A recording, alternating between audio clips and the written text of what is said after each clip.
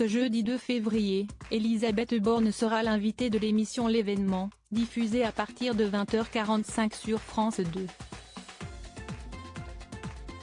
Au micro de Caroline Roux, la première ministre tentera de défendre le projet de réforme des retraites.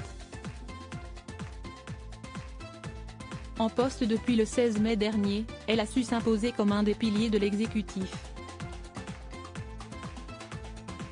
Si la polytechnicienne prend régulièrement la parole dans les médias, elle n'évoque qu'à de très rares occasions sa vie privée. Que sait-on ? Née le 18 avril 1961 à Paris, Elisabeth Borne a principalement été élevée par sa mère, Marguerite Le Sène, une pharmacienne normande. Elle s'est retrouvée sans ressources et a réussi à soutenir ses deux filles, moi et ma sœur, à nous permettre de faire des études, s'était-elle confiée dans les colonnes de Elle, en juillet dernier.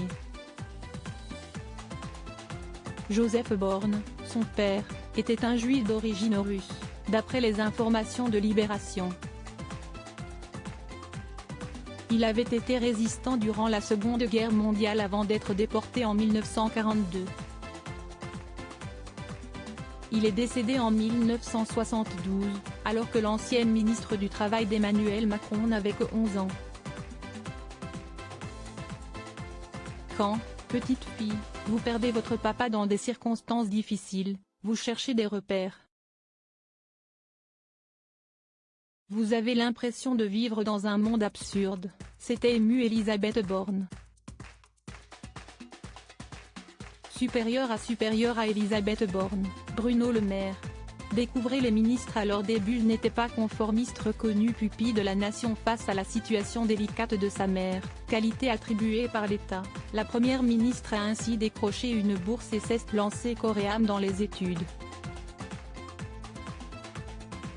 Lorsque le magazine Elle interrogeait Elisabeth Borne sur son adolescence, l'intéressée s'était volontiers qualifiée de révoltée. Je n'étais pas conformiste, avait-elle reconnu. Le 30 juin 1989, elle a épousé Olivier Alix, un universitaire. Ils auront ensemble un petit garçon nommé Nathan, comme l'a précisé le Journal des femmes, en 2019. La ministre a par la suite divorcé, avant de retrouver l'amour. Je n'habite pas avec mon compagnon, qui vit en partie en Bretagne, et je n'ai pas du tout envie de l'exposer, avait-elle assuré à Elle. Les choses sont claires. Article écrit en collaboration avec 6 médias Crédit Photo, Stéphane Le Mouton.